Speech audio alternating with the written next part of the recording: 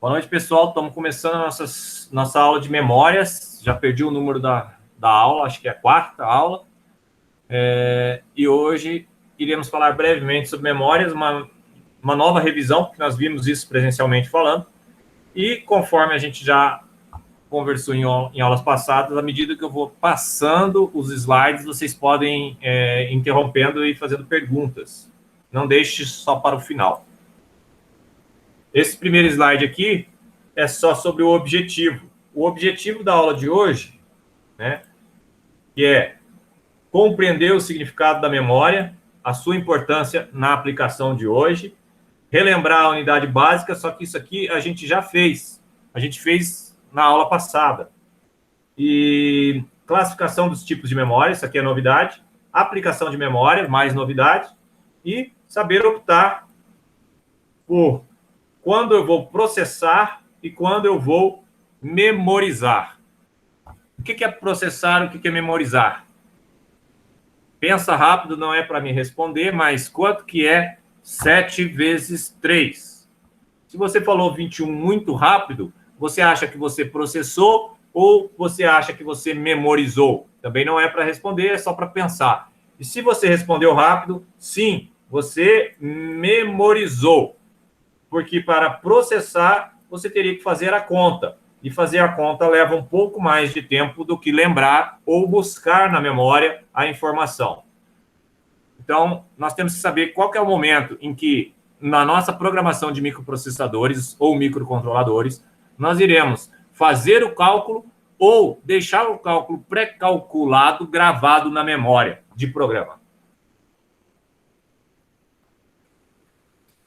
Mas antes de começarmos, vamos ao dicionário, né? Adoro dicionário, tá o dicionário aqui. O que é memória? É a faculdade de conservar e lembrar estados de consciência passados e tudo quanto se ache associado aos mesmos.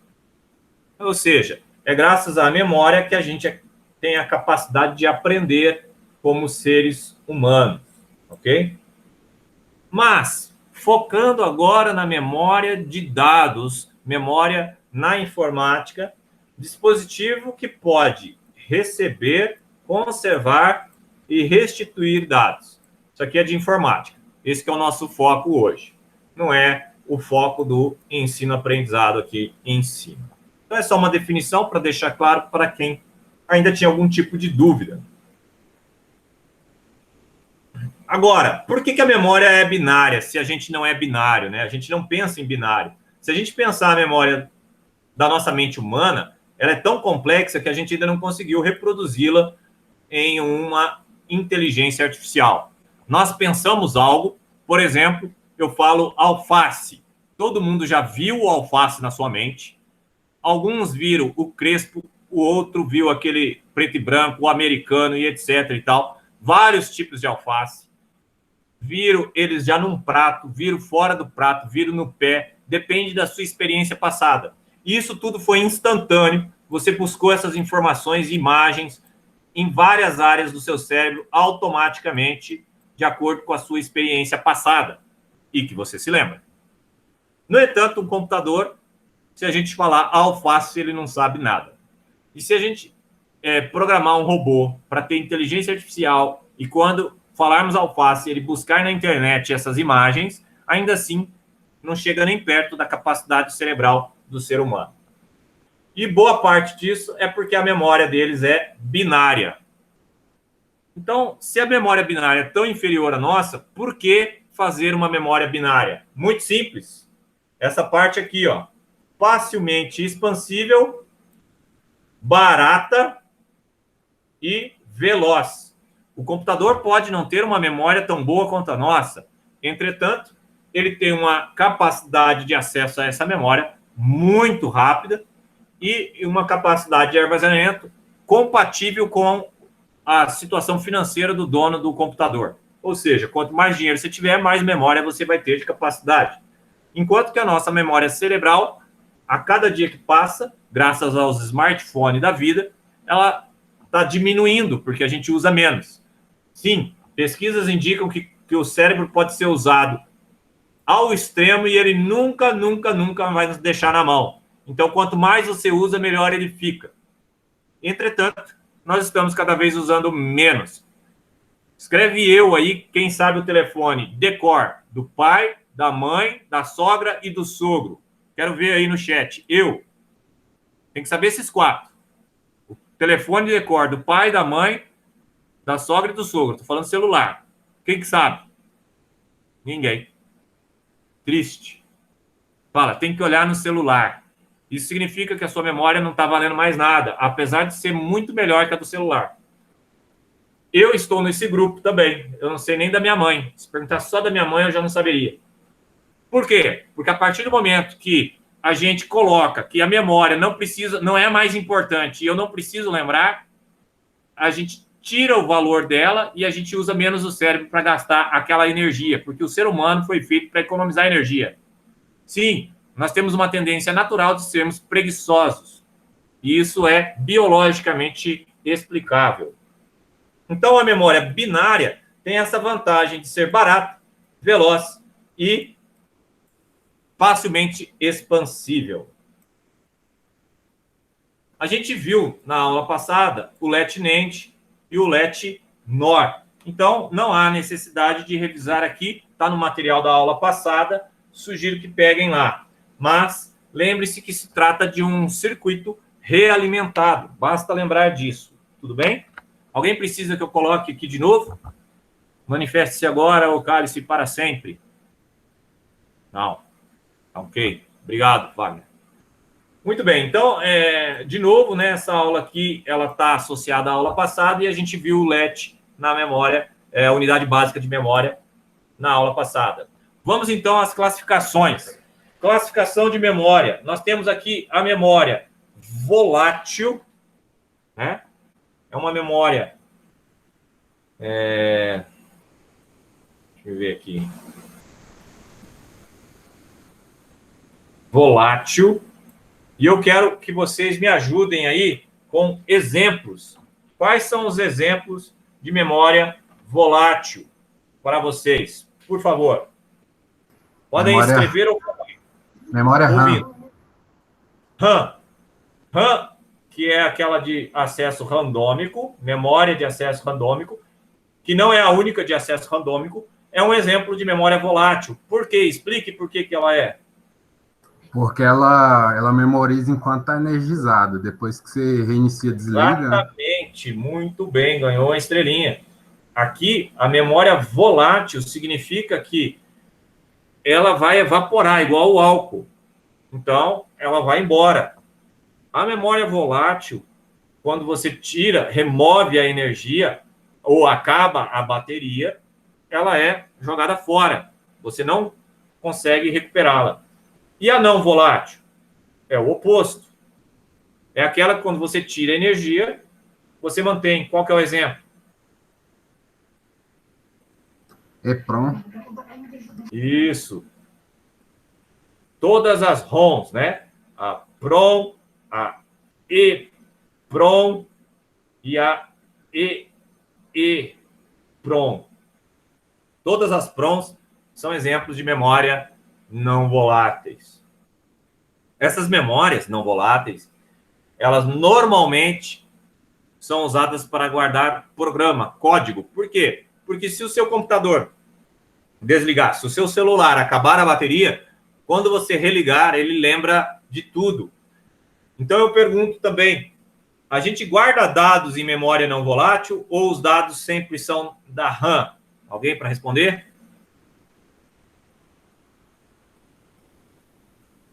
Dados. Dados. Eles são voláteis ou não voláteis? Onde eu armazeno dados? Não voláteis? Errou. Alguém? Mais? Nas duas. Acertou. Por que são nas duas? Porque vai depender. Ó, o famoso depende. Depende de quê, professor? Muito simples. Depende da aplicação. Se essa memória de dados é aquela memória para rodar um programa no seu computador, para rodar um jogo do seu celular, essa memória está na RAM e ela é volátil. Se essa memória for o jogo em si, ou o dado for aquela foto que você armazenou e tirou e não quer perder quando desligar o celular, então ela vai ser guardada na memória não volátil. Tudo bem? Então, conforme o próximo slide, não era esse o próximo, é o próximo do próximo, que é esse aqui. Aqui. Esse slide aqui, segundo esse slide, nós temos uma memória que normalmente é de código ou de dados. A memória de dados, ela pode ficar no volátil ou no não volátil. Certo? Memória de dados permite isso. E a de código só pode ir para o não volátil. Então, guardem isso, para nunca mais esquecer. A memória de código de programa não tem opção. Só pode ser memória não volátil. E a memória de dados, dependendo da aplicação, para economizar, você pode jogar no volátil ou no não volátil. A memória de código, às vezes, e agora eu volto naquele slide da ROM, eu devia ter feito esse slide antes, ficaria melhor. Aqui, ó. Essa aqui da ROM, a ROM, que na verdade quer dizer Read Only Memory. Essa memória é de somente leitura, e essa aqui quer dizer de Random Access Memory, memória de acesso randômico. Só que esta aqui também é de acesso randômico. Eu não gosto dessa classificação. Eu sempre friso isso quando eu passo neste assunto. Então, a ROM, que é das PROMs da vida, elas nasceram para code. Com a evolução da informática, surgiu a Flash.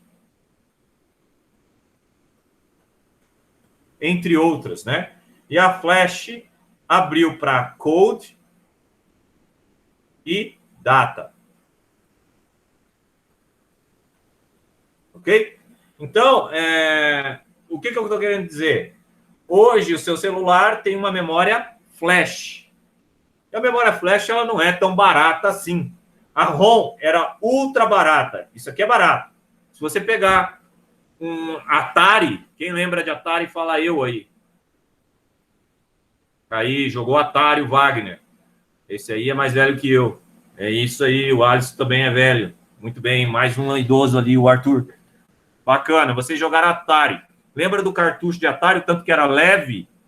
Aquele cartucho de Atari, ele era leve porque ele tinha uma ROM lá. E a ROM é um circuito mais simples que tem. Era gravado em fábrica. Ela já vem pré-programado de fábrica. Então, o jogo era gravado em série na fábrica. É o famoso queimar fusíveis. E o fusível era queimado na fábrica e os jogos eram distribuídos. A gente só pagava caro neles, naquela época, porque aqueles jogos tinham direitos autorais. Não era por causa do equipamento em si. Hoje nós temos simuladores de Atari. Vocês que gostam de Atari, vocês vão lá baixar o aplicativo simulador de Atari e vão jogar todos aqueles jogos de Atari em um único programa no seu smartphone. Você vai escolher qual que você vai jogar. Tem também para Linux e para PC, se você preferir jogar no computador. Então eu sugiro que vocês, neste final de semana, joguem um pouco de Atari para matar a saudade. A RAM, já diferente, ela surgiu também no início para ler o que estava na ROM e trabalhar de forma mais rápida, próxima à CPU. Então, este era o início da RAM. A RAM continua sendo para isso. Se o seu computador tem pouca RAM, por exemplo, o meu computador aqui, ele tem absurdos por quê? Porque quando surgiu, a gente falava em kbytes. Ok? O meu computador, ele tem 6 gigabytes. É byte que não acaba mais, certo? Só que o meu computador hoje, ele é obsoleto. Sim, para eu estar rodando os programas que eu estou usando agora para vocês, ele está usando só 100% da RAM. Eu estou com um navegador aberto no Meet, um outro navegador na apresentação, o editor que eu estou usando, os programas e uma mesa digitadora onde eu estou escrevendo. Tudo isso está consumindo RAM e processamento. Ele está não só com 100% da RAM, mas ele também está com 100% da CPU. O meu computador, ele é um quadricore, né? Ele tem 4 core. E ele está... Por isso que a minha letra fica assim. É porque eu não estou lendo o que eu estou escrevendo. Ele não está processando. Então, eu tenho que escrever devagarzinho, como eu estou escrevendo agora. 4. Se eu escrever devagarzinho, core. Aí, ele consegue acompanhar. Porque o meu computador é obsoleto. Ele é velho, né? Diferente do Exterminador Futuro, old but not obsolete. Ele é velho e obsoleto. Eu tenho que trocá-lo para continuar com essas aulas com melhor qualidade. Entretanto, o dólar subiu, vocês sabem, e eu não estou em condições de fazer um investimento. Então, eu vou continuar com o meu obsoleto aqui. Beleza? Alguma dúvida sobre RAM e ROM e o histórico da RAM e ROM? Tá tranquilo? Muito bem. Vamos abrir um pouco a RAM. Existe a DRAM. Quem sabe o que é esse D? E a SRAM. Alguém sabe? No meu computador, aquele 6 GB é de RAM. Se eu não me engano, olha isso aí, ó. Isso aí foi um erro da minha DDRAM. Dinâmico, né, professor? Opa, caiu. Viu o que aconteceu? Sabe por que caiu? O meu computador não deu conta. Vou passar de novo aí. Eu estava desenhando demais. Tem que desenhar menos.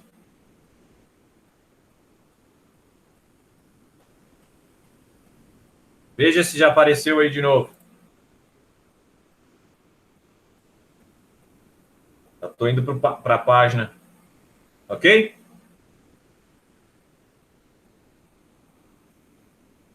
Muito bem. Agora, o que você tinha falado? Desculpa que eu fiquei perdido aqui com a queda do meu computador. Do DRAM seria dinâmico. Exatamente. Esse D é de dinâmico.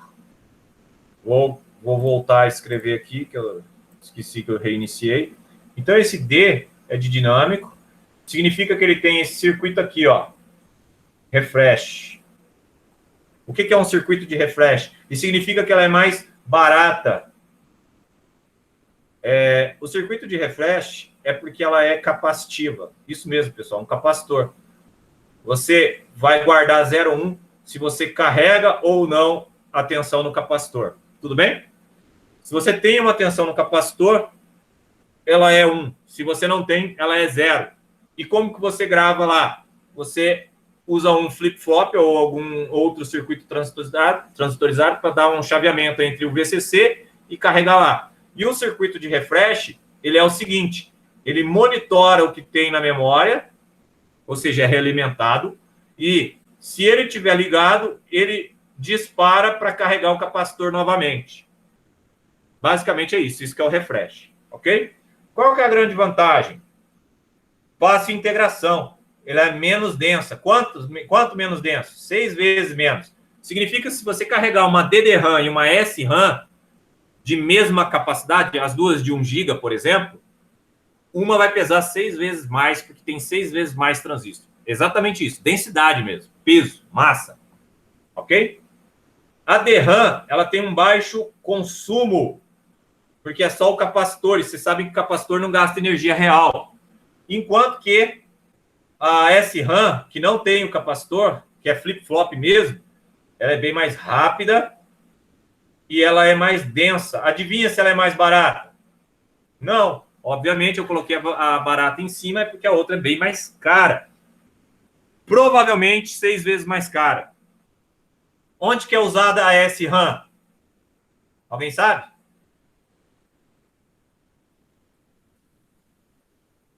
Não? Deve ser em servidor, mas não tem certeza absoluta. Não. Memória cache. Ah, cache, tá. Aquela perto da CPU, que tem que ser rápida, ela é mais rápida, ok? E a DRAM é a memória RAM que você está acostumado no seu computador, que nem é tão barata assim, mas ela é mais barata, tudo bem? Ela não é mais barata assim, sabe por quê, pessoal? Porque nós estamos falando de giga agora, né? Ó, gigabyte. Antigamente, quando a gente falava de kilobyte, ela era bem barata. Alguma pergunta sobre DRAM e SRAM? Esse S aí de estática aí é porque, por ela ser estático, ela acessaria mais rapidamente os dados, né? Exatamente, o capacitor é lento. Tanto para escrever quanto para ler, ele vai ser um pouco mais lento, tá? Principalmente para escrever, tá? E o circuito de refresh é que dá o estático e o dinâmico. O estático quer dizer que não tem esse refresh. E o dinâmico quer dizer que toda hora tem um refresh. Entendeu? Beleza. Tá respondido? Beleza? Muito bem. Então, voltando aqui para aquela tela do código e de datas. Hoje em dia, com a tecnologia e as memórias flashes, que é o que eu tinha escrito aqui aquela hora, vou escrever de novo, flash. As memórias flashes, elas são tanto de código quanto de dados. São bem caras, comparado com as outras, só que foi a que pegou. Elas têm alguns tipos de flash, umas que apagam por bloco, e outras que apagam somente tudo. Ou seja, se você for apagar, tem que apagar tudo.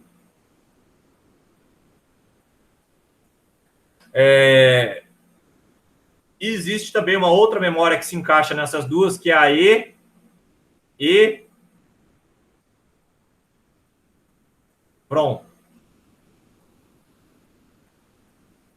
Essa é disparada mais cara que tem. Ela é de Electrically Erasable, programável ROM. Então, ela é a ROM programável, você grava em casa, e ela é eletricamente apagada. Significa que ela apaga byte por byte. Ela é cara por causa disso. A flash, por ela ter essa tecnologia de apagar um bloco inteiro, um setor inteiro, então ela acaba sendo mais barata. Só que, em compensação, aqui, você, se quiser separar dados, vamos supor que o bloco seja de 512 bytes. Se o bloco for de 512 bytes, você só pode apagar de 512 em 512. Então, às vezes, um arquivo, ele ocupa mais espaço do que ele precisa, porque ele está num bloco e você não vai querer apagar um arquivo apagando dados de outro arquivo. Então, vocês têm que separar os blocos também. É importante ressaltar isso, ok? E aqui, memória de dados, a EEPROM, ela é usada tanto para dado quanto para código. Ela é bem cara. Existem outras memórias, né, de código, que é aquelas que a gente já citou, a ROM, a PROM. Alguém sabe mais? O próprio HD, né, o disco rígido, que é magnético, fita cassete. Para quem não sabe, na década de 80, né, saudosa década de 80, a gente jogava no computador também. Não era só em Atari e no Odyssey, não. Era no computador. E quem jogava no computador naquela época usava uma fita cassete. Eu joguei Robocop na fita cassete, tarefa para casa. Pesquisar no Google, Robocop, cassete, década de 80, no PC. Você vai ver, você vai assistir alguém jogando Robocop. A gente jogava o Robocop, ele era um boneco bem esquisito, que parecia aquele Dragon Ball de luta lá também, que é bem chato, assim, tinha poucos movimentos. Ele ia andando. Quando ele chegava mais ou menos na metade da tarefa dele, o computador parava e mandava uma mensagem na tela assim: troque a fita cassete. Aí você tinha que tirar a fita cassete de uma, colocar a outra rebobinada para poder continuar jogando. Era hilário, né? A tecnologia da época. Era hilário, comparado com a de hoje, óbvio, né? Mas era tecnologia de ponta. Só um amigo meu tinha, a gente jogava na casa dele. O cara era rico, né? Então fica a dica aí sobre um pouco da história da evolução das memórias de código. Agora, vamos falar sobre aplicações, né? E aqui, nas aplicações, eu gosto de falar sobre robótica. Então vamos colocar aqui robótica, escrevendo bem devagarzinho para que não dê erro, né, no processador do meu computador já sofrido. Temos aqui robótica e temos aqui outros ou outras aplicações, né? Aqui nessas outras aplicações, pessoal, normalmente a memória é para dados.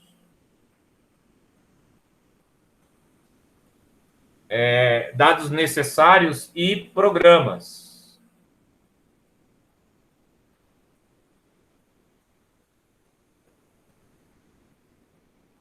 Já esta outra que eu estou falando ali, de robótica, além daquelas duas, né, obviamente, que é de dados e a de programas, também está lá. Existe uma aqui que é de tabelas.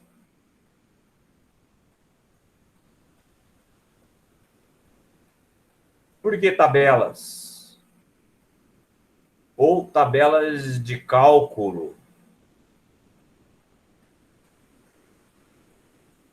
Não sei se vocês sabem, um robô, e quando eu falo um robô, eu estou falando desses robôs básicos aí que estão na indústria, principalmente automobilística, esses robôs da ABB, esses braços soldadores, braços mecânicos, braços com capacidade de pintar e etc. e tal. Esses robôs, eles precisam se movimentar. E se você observar, eles se movimentam relativamente rápido. E como que ele sabe que ele tem que partir do ângulo 43 e ir para o ângulo 32 e então aplicar uma solda, né? Não tem como ele fazer esse cálculo tão rápido. Então, lá naquela pergunta que estava lá nos objetivos da aula de hoje, a robótica é a que mais usa a memória ao invés de processar. Ela não vai processar tudo. Ela vai ter tabelas. Ela vai ter tabelas. Ficou bem ruim, ó. Meu computador daqui a pouco vai cair de novo. Ela vai ter tabelas para os cálculos. Por exemplo, um ângulo, um seno, um cosseno. Você não faz um robô calcular seno e cosseno. Você coloca lá de grau em grau, se você precisa de radiano em radiano, de ponto 1 em ponto 1. Depende da sua necessidade do robô, qual que é o grau de liberdade dele, qual que é o passo mínimo que ele dá no ângulo dele. Você vai colocar lá a informação. Então, moral da história, né? A robótica usa muito o cálculo pronto para armazenado em memória para agilizar o processamento. Assim, eu preciso de um microcontrolador mais barato e ele ainda assim vai responder mais rápido do que se eu colocasse um microcontrolador mais caro e ele tivesse que calcular seno, cosseno, integrais e coisas do gênero, dependendo da aplicação. Todo mundo entendeu aí? Alguém tem algum comentário? O SSD. O SSD que eu tinha pulado lá, ele é o novo HD, né? O HD é magnético, né? O HD, então ele é oriundo do cassete, com a vantagem de vir com um controlador. Você não compra um HD sem um controlador. Aquele controlador, ele permite uma RAM. O que é RAM mesmo? Acesso randômico à memória. Então, no HD, você não tem que rebobinar o HD para pegar o arquivo que ficou lá para trás. Por quê? Porque ele tem um controlador e ele cuida disso. Só que ele é lento, o HD é lento. Quando você mudou para o SSD tem a tecnologia flash. Aí você saiu do cassete e veio para a flash. Tá respondido? Tá beleza? Mas ninguém perguntou, né? Já que é para perguntar, tinha que perguntar. E o que é a M2? Para quem não sabe, essa flash aqui, e tanto a flash quanto o HD, eles saíram do que ele era. Antigamente eles eram paralelo, eles agora são serial. Ou seja, tem o USB deles, né? Serial. Ok? O HD, antigamente, ele era paralelo. Ele mudou para o serial para economizar espaço de barramento, etc. e tal. O M2, que eu escrevi parecendo um MR, então esquece aqui, eu vou escrever aqui de novo, bem mais devagar, porque aí meu computador consegue acompanhar o que eu estou desenhando. O M2 é o novo HD, né? O HD veio para o SSD, o SSD está indo para o M2. Só para você ter ideia, do HD para o SSD, você pode ter um ganho de 10 vezes. 10 vezes mais rápido. Você pega um computador, você troca o HD por um SSD, ele te dá uma sensação de estar funcionando 10 vezes mais rápido. Quando você pega um SSD e troca para um M2, ele vai ganhar ele vai ganhar outros 10 vezes, se eu não me engano, ou até mais. Só que agora, nós estamos falando de 10 vezes em cima de 10 vezes. É muita coisa, pessoal. Se eu não me engano, ele chega a trabalhar no ciclo de leitura e escrita na faixa de 6.000. 6.000, sendo que o outro, a unidade era 530. Eu não sei se essa unidade é 530 RPM, alguma coisa assim. Tenho que consultar porque eu não decorei. Peço desculpas por isso. Mas eu fiquei tão assustado, que eu fui cotar um computador novo para eu dar aula para vocês com mais memória. Eu estava pensando em 8 GB, mas eu vi que tem que ser de 16 GB. Chuta quanto que deu o computador na hora que eu montei com o hardware que eu queria. Chuta aí um número alto. Um PC razoável está na faixa de uns 5.000 hoje, né, professor? Não, esse é ruim. Razoável. Dá comprado da China, né? O que eu montei, e não era nem com Intel, usando o básico, um M2 de 500 GB só, não era 1 tera, R$ 7.500. Na hora que eu terminei de cotar, eu falei, legal, um dia, né? Quem sabe eu vendo meu carro, vendo a moto, né? E aí a gente compra uma máquina nova. Porque eu estou assustado com o preço. O M2 é caro? Olha, ele é caro, só que ele é 10 vezes mais rápido. Então, eu prefiro comprar um M2 que seja a metade da memória de um SSD, certo? Metade da memória de um SSD, porque o preço vai ficar parecido com aquele SSD. Ou seja, ele não é 10 vezes mais caro, ele é 2 vezes e pouco mais caro, entendeu? Então, compensa e muito comprar um M2. E o M2, ele não é serial, ele voltou a ser paralelo. Por isso que ele é tão rápido. Porque ele vai trafegar dados 8 bits, ou 16 bits, 64 bits por vez, dependendo do tamanho lá, que eu não me aprofundei no detalhe, mas eu percebi que ele é rápido dessa forma, porque ele trabalha no paralelo.